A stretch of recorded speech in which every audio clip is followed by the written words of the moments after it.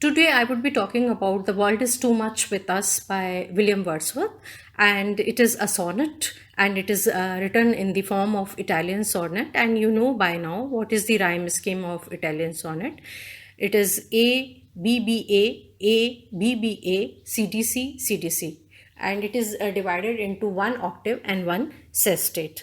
Now, in this poem, as it runs like this, William Wordsworth is talking about the materialistic pursuits of man, and he is saying man does not have time to appreciate the beauty of nature. The world is too much with us late and soon, getting and spending. We lay waste our powers. Now, he's saying that in our lives we are full of the world which is outside world, the materialistic world. We are too much with it late and soon, in past as well as in future. We are full of the worldly pursuits, getting and spending. We are all the time spending our time in the worldly pursuits, and we lay waste our powers, and this way we are wasting our powers, we are wasting our energy, and we are dedicating our time and energy to pursuits which are useless, which are meaningless. Little we see in nature that is ours. He says nature that is ours, nature is ours. Maybe the world we are pursuing is not ours, but nature is always ours. We give ourselves, our hearts, a sordid boon. We are giving our hearts, we are giving away our hearts, a sordid boon. Sordid boon, the worldly pursuit is a sordid boon. It is a boon. They are two opposite things, sordid and boon. So it is a boon. It apparently, or in its exterior forms, it looks like a boon to us, but it is not a grace, or it is not a boon to us. It is a sordid boon. Sordid, something which is evil, or something which is dark, which is gloomy, or which is sinful, or which is going to give us some pain, which has a hidden pain. So anything which externally may look, or the package may look very beautiful, but it does not give us happiness. It is a sordid boon. The sea that bears her bosom to the moon, the winds that will be howling at all hours, and are up gathered now like sleeping flowers. Now he says that the sea that bare sea has been used as a symbolic of a beloved who is ready to give all her love to the moon, but moon does not have time to see the sea.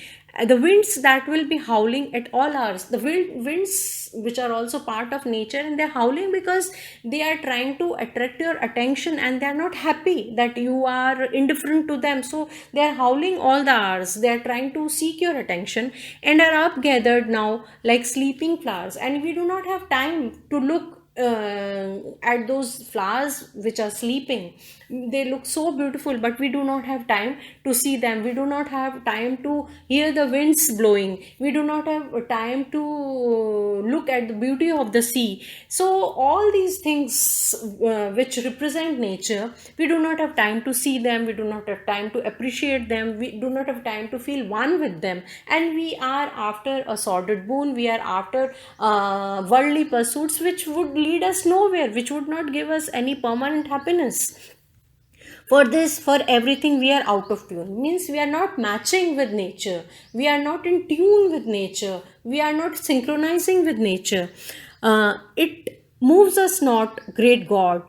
It moves us not, great God. So somewhere, he's reminding everybody, each one of us, the entire humanity, entire human world, that great God, nature is so beautiful and still we do not have time to see it. I'll rather be a pagan suckled in a creed out one. I would be, instead of being a sucker of worldly pursuit or monetary pursuits, I would feed myself on a creed, on a religion, a pagan religion, which is out one, which may be outdated. So might I standing on the pleasantly. So I would be able to see the beauty standing at a pleasantly, have glimpses that would make me less forlorn. He says I would not be isolated, I would be one with nature. So I would not feel that I am lonely. The sight of Proteus rising from the sea, and I would be if I'm standing there, I would be I maybe I would since maybe I would be able to see a Greek god who is rising from the sea. Proteus is a sea god, and he could take many shapes and colors. So I would be able to see Proteus in all his colors if I have time to see. Then, or hear old Triton blow his reed horn, or Triton is another sea god, and I would be able to hear his music, because he wants you to hear the music of humanity. So Triton and Proteus, they are sea gods, and they can take as Proteus can take different shapes and different colors, and Triton is blowing horn. So you have to have ears, and you have to have eyes to see those colors, and ears to hear that music. So he says, I would rather follow a creed which is outdated, and I would be less modern, and I would not be following the god of money. I would be following god of nature, and I would be following Proteus and Triton, who are gods of nature, or who are Greek gods. I would be following an old religion, and I would be lover and worshipper of nature, instead of being lover and worshipper of money or money cult. Thank you.